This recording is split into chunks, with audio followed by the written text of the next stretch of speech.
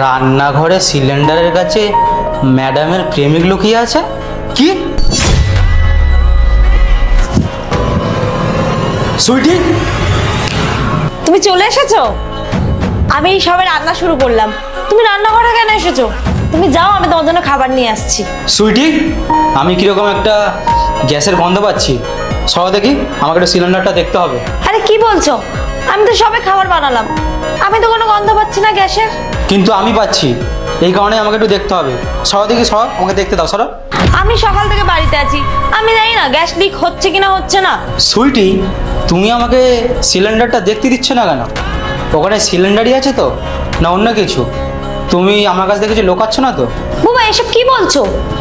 এটা আমার আর তোমার বাড়ি, এখানে আমি আর তুমি ছাড়া আর কেউ থাকে না। অন্য কেউ কোথা থেকে আসবে এখানে? তুমি কেন আমাকে ফালতু সন্দেহ করছো? আমি এই বাড়ির গার্জেন, আর আমার দায়িত্ব এই বাড়িতে সব ঠিকঠাক চলছে কি চলছে না দেখার।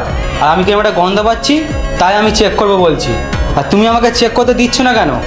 নিশ্চয়ই কিছু কোনো ব্যাপার আছে, ওই জন্যই তো আমার সন্দেহ হচ্ছে। আরে এরকম কোনো কথাই না, তুমি সবে অফিস থেকে এসছো, একটু রেস্ট নাও, যাও ফ্রেশ হও, পরে দেখবে এসব। আমার কোনো প্রবলেম নেই, আমি টায়ার্ড আছি বা কিছু। তুমি সরো, আমাকে চেক করতে দাও, আমাকে দেখতে হবে ওটা। সরো সরো। বুবাই, তুমি রান্নাঘরে অফিসের ব্যাগ ফ্যাগ নিয়ে চলে এসেছো, যাও রুমে যাও। আমার মনে হয় তুমি সিলিন্ডারের পেছনে তোমার প্রেমিককে লুকিয়ে রেখেছো, তাই এইসব নাটক করছো তুমি।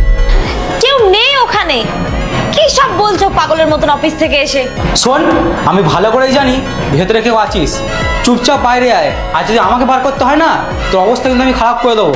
তোর জন্য এটাই ভালো হবে, তুই চুপচাপ বাইরে আয়। তুমি পাগল হয়ে গেছো, যা ইচ্ছা তাই বলছো, কেউ নেই ওখানে। তোমরা এইভাবে মানবে না, না? তুমি সরো দেখি, সরো সরো।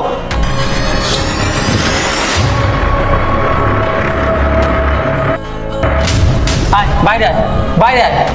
চল চল চল চল। বুবাই বুবাই, সানিকে চল। বুবাই বুবাই, সানিকে ছেড়ে দাও। সানি, এখন দেখছি তোর নামও জানো, আর ভেতরে তো কত নাটক করছিলে। আমার মাথা খারাপ হয়ে গেছে, আমি পাগল, আমি যা ভুলভাল বকছি। সবার মতন তুমিও আমাকে চিট করলে। জানো, আজকাল সমাজে এইগুলোই হচ্ছে, প্রত্যেকটা স্বামীকে তার স্ত্রী ঠকাচ্ছে।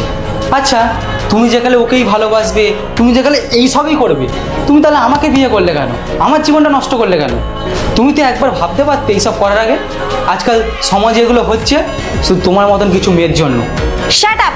এমন না যে তোমার সাথে বিয়ে হওয়ার পর আমি ওকে ভালোবাসি। তোমার সাথে বিয়ে হওয়ার 2 বছর আগে থেকে আমি ওকে ভালোবাসি।